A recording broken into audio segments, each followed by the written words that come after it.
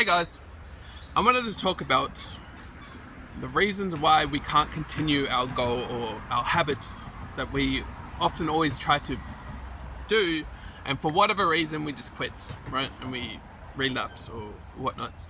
We often see it as quitting or relapse, but I want to give it to you in like a different perspective that it's actually recovery. And struggling with understanding that it's recovery is part of the reason why you can't continue it, right? And think about, like, I'm going to start with like what most people want, which is like a good physical health, good mental health. So gym or eating healthy, right? And often enough we focus on the wrong things. So think about like when you're like, I'll give it like a basketball analogy. It's like when you're aiming to throw it in the hoop, you might be focusing on like one or two things, but you're not focusing on like your stance.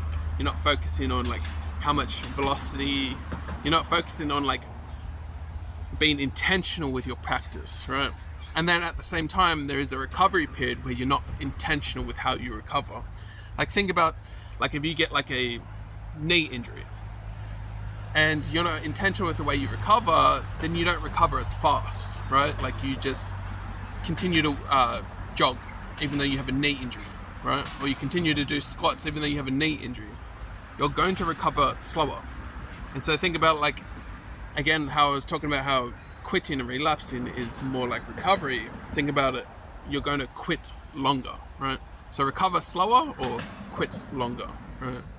And you recover slower because you're not focused on how to recover, because you're focused on the wrong things when it comes to doing habits. And so a big part of this is like motivational videos, is that you're constantly focusing on like some sort of motivational video to get you into the gym, and that has very little to do with actually the recovery period, and more so to do with like getting into it period, right?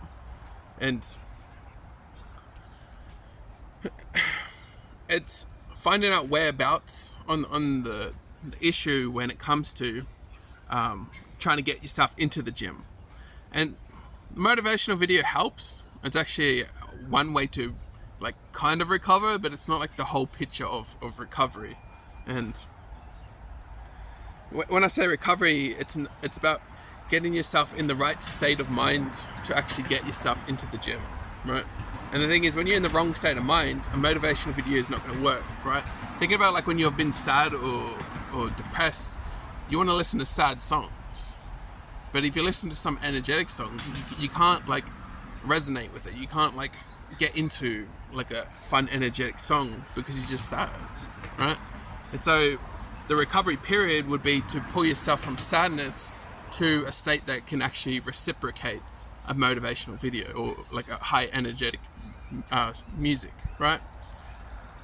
And that's the part you got to focus on, is understanding when you're sad, you're not going to be able to get yourself in the gym. But when you're energetic, you're going to get yourself in the gym. So the period from sad to energetic is the recovery to get yourself in the gym, right? And so what are the steps there to here? You can't just watch a motivational video. Again, it doesn't work. Again, think about like you're being sad. It just doesn't fit right. And so you have to understand all the variables that go into when you feel like going to the gym, right? Understand all those variables. And people often just say discipline, discipline, discipline, right?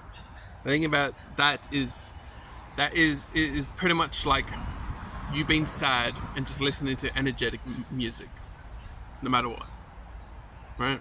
It's shitty, and it's a shitty way of living, and it's not going to make you feel good even if you manage to go to the gym, right? And maybe eventually it will, but it's not going to work for a lot of people. And if you find that you can't use discipline, this is it, right? Like this is why. And so understanding the recovery period and understanding the motivation period are two different things, right? Motivating yourself is listening to the video, motivational video, high energetic music, hanging out with a friend. Like, these are things that are, they might, again, hanging out with a friend might actually change your state from sad to energetic, right? That might actually be one of the ways that you can recover, right? But getting to the point where you can get into the gym without needing to hang out with a friend, things like that are exactly how you need to see it this way. And so if you're trying to get into the gym because you found out it's really, really good for you, the thing is, you are a depressed person, or you are a very socially anxious person, and you need to go to a public gym, you're going to have a really hard time to get into the gym, not because the gym's hard, but because you're too socially anxious around the people at the gym. You know, you might be too much of a different shape that you feel like people are going to be judging you, right? Things like that. Those are the things that you need to figure out to overcome, because you're not always in that high energy state where you can ignore those problems. When you are in a socially anxious mindset or a depressed mindset, then yes, it's going to be really fucking hard to get yourself in the gym. But if you can find a way to actually start to alleviate these, it's like recovering from them, right? And so figuring out how to recover from social anxiety, recover from depression, these are things that you can learn and understand more and improve upon, to the point that, because you know this as someone that is depressed, sometimes you are kind of happy, right? Sometimes, maybe not all the time, but if you can at least admit this to yourself, because often enough you don't even want to admit it. You're that pessimistic that you're just like, I'm always sad even when I'm hanging out with friends. No, there are certain times where you feel kind of good, even if it's just like mellow, and that beats being sad, right? Like, that's better recovery than sad. And I guess a socially anxious person, sometimes you can actually interact with people. Sometimes, maybe not anymore, but like at some point you were able to. You need to recover back to a better point that allowed you to hang out with people with your shape, your body shape, whatever it is that you, or how you speak, that you can be okay with people looking at you in public, right? Because at one point you were able to, right? Kids do it all the time. They don't care if they're crying in public. They don't care if they're making a fuss in public, right? Everyone's staring at them. You have to find a way to get back to that, and that will allow you to get into the gym a lot easier, right? And when I say it's recovery, because there are certain things that life does which are curveballs, and you know this, you think life is just out to get you, but it's more like life just throws everyone curveballs. Other people are just better at catching them, right? And the only reason why you aren't good at catching them is because you haven't been seeing it as something that you can practice or recover from, right? Is that you aren't being intentional. Think about it like when you do get an injury in the gym, you're like, oh, life's out to get me, right? I got an injury, I got a knee injury. No, you can see it as there's a way to improve going into the future with that knee thing, rather than thinking, oh, I got a knee injury this time, but next time I'm going to get like a shoulder injury or something, or someone's going to punch me at the gym, or, you know, like you're just constantly thinking that there is something that's just always going to be out to get you, rather than thinking about each one of these things that are things that you can actually improve upon. The thing is, once you think that way, the more you can actually think about how to improve upon them. But if you don't think that way, guess what? You never improve upon them, right? You never actually figure out how to stop yourself from being injured. You never figure it out. You just think, oh, I'm going to quit. Oh, injury. Oh, life's throwing a curveball, right? Life hates me, right? And so that is like the key core ingredient. And this is what happened to me recently. I got knocked out of my gym state and all this stuff. And it's understanding the recovery period. Once I understand how I recover, what I was doing in the recovery, if it was optimal or if it wasn't optimal, in the future going forward, if the same curveballs are thrown my way, I now know how to overcome them, right? One of them was summer heat. One of them was my mobile data being capped, and I had to move locations. And so another one was uncertainty of my location, like where are all the like the amenities in the area. And these are all things that are curveballs that I wasn't super well equipped with being able to adapt fast. And so I got knocked out of my habits for a few days, right? The thing is, if I saw it as, oh, cool, summer's every single year, I may as well just quit every single, it's more like, okay, I know the pitfalls in the future to, lose my mindsets. I know the pitfalls in the future to, avoid capping my internet, right? Because I've been so used to, infinite internet data that I'm not used to having limited amount on my mobile. But now I'm more aware of the situation, I can be well equipped going forward and not run into the same issue again, right? And have myself get smacked into that. And so I have less of a recovery, less potential to actually be injured. And even if I was injured, I have better understandings on how to recover from that uncomfortable state, right? And then I can get myself back into routine. And the more and more better you get at this, the more and more things don't affect you, to the point that you do just have this core routine, right? And you just have this core routine that allows you to continue to improve your life, right?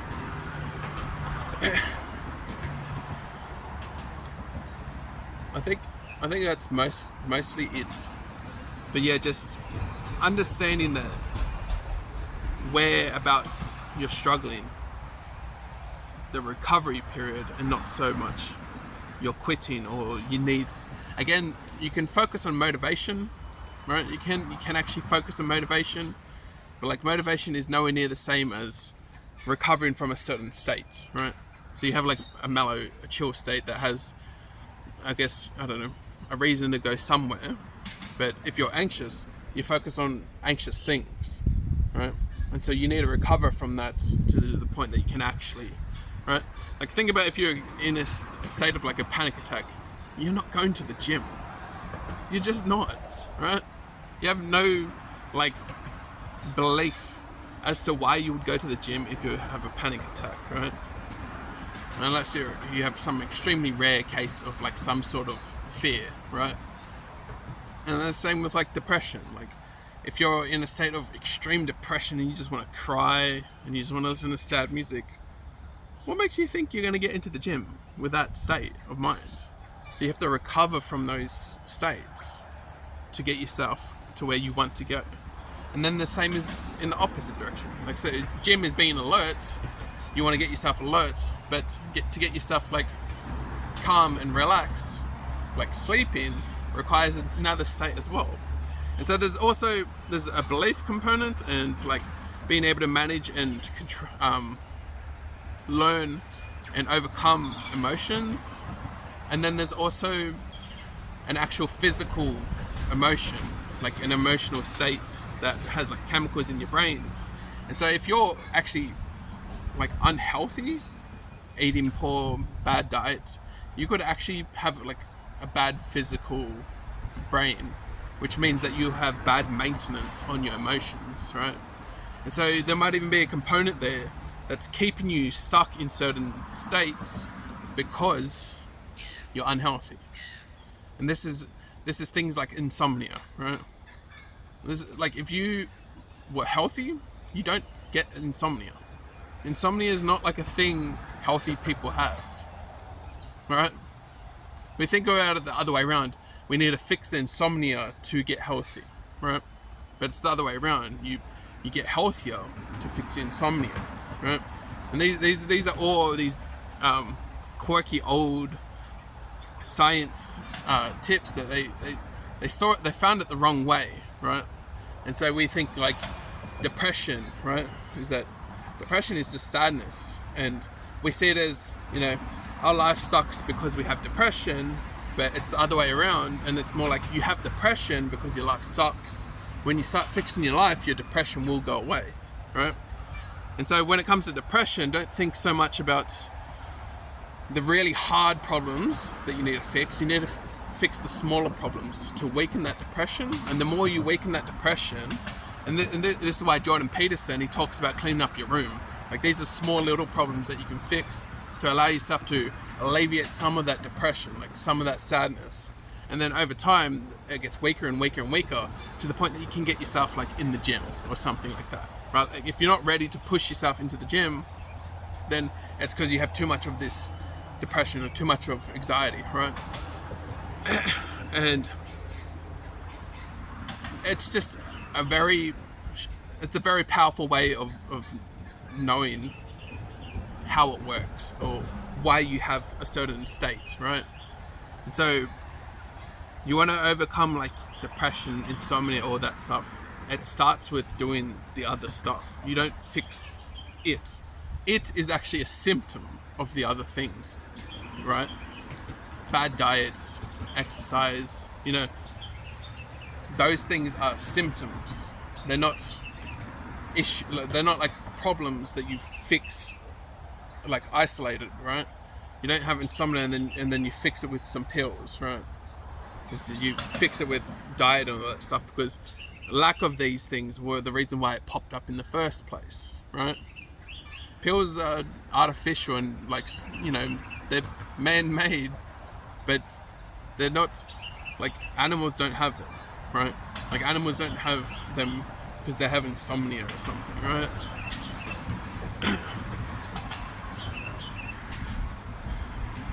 Yeah, I think that's good. So thanks again, guys, and good luck.